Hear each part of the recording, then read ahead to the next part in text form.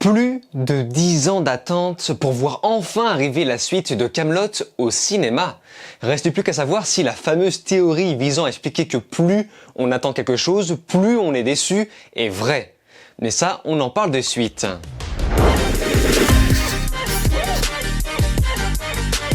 Salut à tous, c'est Vince alias Amir Game et on se retrouve enfin pour, plus de 10 ans plus tard, parler de la suite de Kaamelott en film. Kaamelott, premier volet, est donc un film français écrit et réalisé par notre cher Alexandre Astier. Donc, comme je vous l'ai dit plusieurs fois, c'est la suite de la série diffusée depuis 2005 jusqu'à 2009, donc 12 ans d'attente pour être précis. Et comme Astier l'a très longtemps prévu, il s'agit du premier volet d'une trilogie. Ça fait tellement d'années que ce projet est sur le feu. Et me concernant, j'avais déjà fait une vidéo sur Kaamelott, suite au premier teaser, et j'ai été déçu de voir que je me suis un peu fait dégommer par l'élite extrême de fanatiques d'Astier qui t'interdisent de remettre en question son travail, malgré le fait que je me dise moi-même fan de ce dernier et ainsi que Kaamelott. Et d'ailleurs, connaissant le personnage, je suis sûr et certain qu'il serait outré d'apprendre que des gens le défendent de façon fanatique,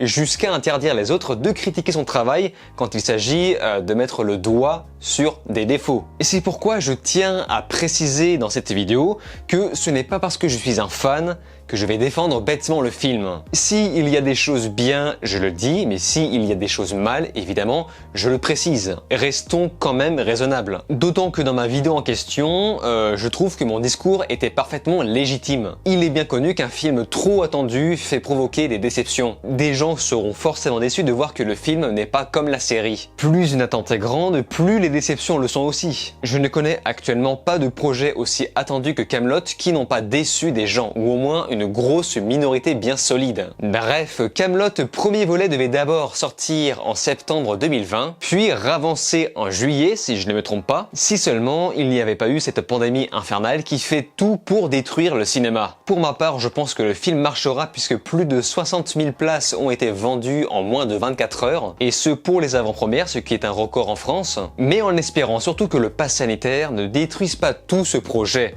jusqu'à priver d'une suite. Bref, trêve de blabla, voyons maintenant ce que ça vaut. Lancelot du Lac et ses mercenaires saxons règnent sur le royaume de l'ogre de façon tyrannique. La quête du Graal est bafouée et les taxes ne cessent de monter. Et on peut dire que les pécores en ont gros. Il est donc grand temps que les dieux invoquent un retour d'un personnage mythologique, Arthur Pendragon. Mais avant tout, il va devoir rassembler tous les rebelles pour pouvoir reprendre sa place à Kaamelott. Tout comme Alexandre Astier l'avait prédit, le pitch est très simple. D'une part parce qu'il n'avait pas pour prétention d'en faire plus, mais aussi pour attirer un nouveau public. Et ça, on en reparlera. Alors, petite parenthèse, mais la salle était pleine à craquer 20 minutes à l'avance. J'ai eu de la chance d'avoir chopé des bonnes places au bon moment. Et ce film Kaamelott premier volet est exactement ce à quoi je m'attendais. C'est-à-dire du Kaamelott tuné, sans surprise, mais sans dérapage.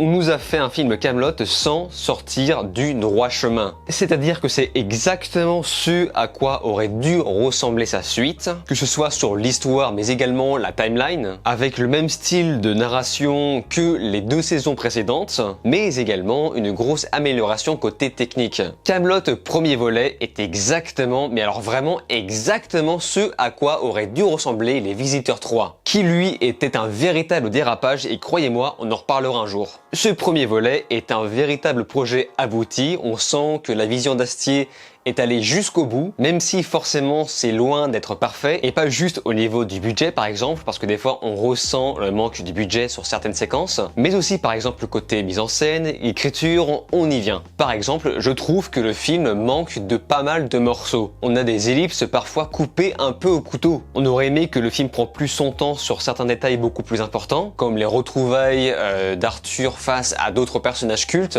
Certaines retrouvailles sont parfois passées à la va-vite, et parfois complètement ignoré. Ce qui est dommage pour un film qui est censé se baser essentiellement sur ça. Après attention, il y a d'autres retrouvailles qui marchent très bien, mais d'autres beaucoup moins. Ce qui m'a ravi durant le visionnage de ce premier volet, c'est qu'on est là face à un véritable film d'aventure qui nous fait voyager. On nous fait voyager, mais peut-être pas pour les bonnes raisons, car par exemple, je ne suis pas très fan des flashbacks d'Arthur jeune. Personnellement, je n'ai pas très bien compris qu'est-ce que c'était censé apporter dans l'histoire, à part peut-être un amorçage pour la suite. Il y a une mouche qui me casse les couilles là depuis tout à l'heure. Putain, elle rampe par terre cette connasse. Donc voilà, je pense que ces flashbacks sont là uniquement pour nous préparer une suite qui verra inéluctablement le jour. D'ailleurs, pour en revenir au personnage, je ne m'attendais pas à ce qu'il soit au temps présent. Et franchement, ça fait plaisir parce que je ne pensais pas qu'on verrait certains des principaux, puisque j'avais cru entendre dire que certains seront absents, ce qui est le cas, mais évidemment, on nous réserve leur surprise pour la suite. Mais une grosse partie de ceux qu'on voulait voir sont bien là. Côté réal, il y a pas mal de bonnes choses et aussi quelques bémols. Je prends en compte le cadrage pertinent, on sent que le découpage technique a bien été préparé proprement à l'avance, avec un montage relativement dynamique pour faire fonctionner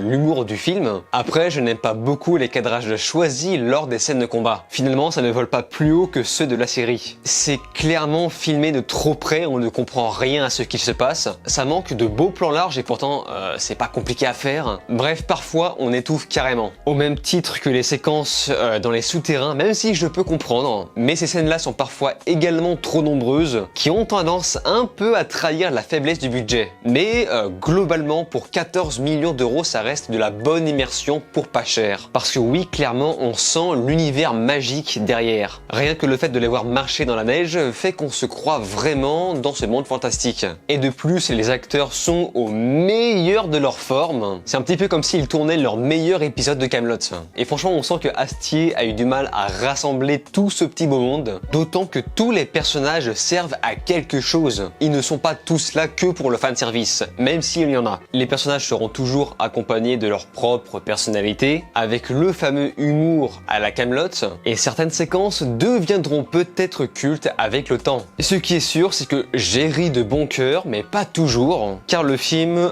tient à se poser parfois pour remettre un petit peu de ton dramatique, exactement comme le faisait la série. Telle une bonne comédie. Enfin, une comédie sait parfois s'arrêter de temps en temps. Et c'est parfaitement équilibré. Parfois c'est un peu plus drôle, parfois un peu plus sérieux, parfois ça redevient marrant. Et il faut remercier les dialogues qui, selon moi, sont toujours ouf en termes de rhétorique, qui est toujours la même que la série. Évidemment, les fameuses punchlines bourrées d'anachronismes, ce qui faisait complètement le sel de Kaamelott. Mais je comprends parfaitement que ça ne marche pas sur tout le monde. À côté, le budget de 14 millions est très bien réparti au niveau des effets spéciaux, également des décors, on en reparlera. Disons-le, visuellement, ce n'est pas trop dégueu. Astier s'est dit, soit on fait une scène avec rien, soit on fait une scène avec tout, mais jamais entre les deux. C'est-à-dire que le film n'a pas pris de risque, et ce pour la bonne cause, puisque tout le film est englobé d'une couleur soignée, exactement comme j'avais pu le relever dans ma vidéo consacrée au teaser.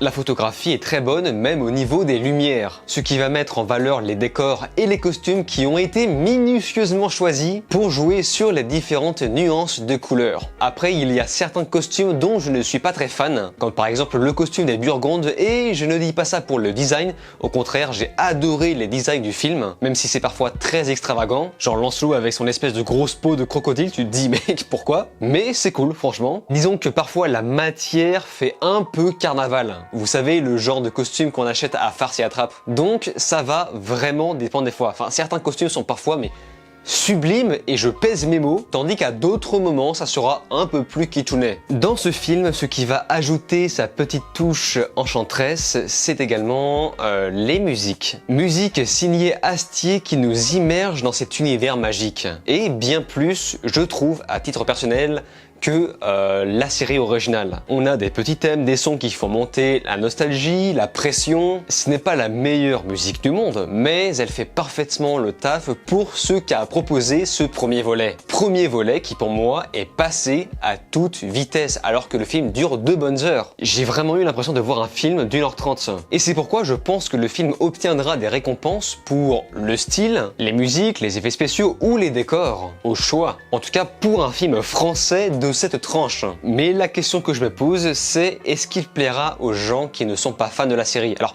Astier a très bien dit que beaucoup de gens peuvent découvrir Kaamelott avec ce film, et c'est vrai, l'histoire est simple à comprendre. Même si on ne connaît pas les personnages, on réapprend à les découvrir. Par exemple, lorsqu'une blague fait référence à un moment dans la série, ils vont faire comprendre rapidement d'où ça vient, histoire que le nouveau spectateur ne soit pas complètement largué. Mais quand même, moi j'aimerais vraiment, mais alors vraiment avoir l'avis des gens qui ne connaissent pas la série. Est-ce que ce film vous a plu? Ça m'intéresse vraiment, parce que moi, j'ai pris mon pied surtout parce que je connais Kaamelott, parce que je suis fan de la série et la grosse partie des références ont résonné dans ma tête. C'est bourré de fanservice, hein, croyez-le. En tout cas, Kaamelott premier volet n'est pour moi absolument pas une déception. Ce n'est pas le film de l'année, ce n'est pas un grand film de manière générale, mais il parvient à faire exactement ce qu'on lui avait demandé. La suite de Kaamelott avec plus de budget, même si on sent qu'ils ont été beaucoup limités, de la mise en scène, un peu d'action, beaucoup d'aventure, de l'émotion, de l'humour, des acteurs qui s'éclatent,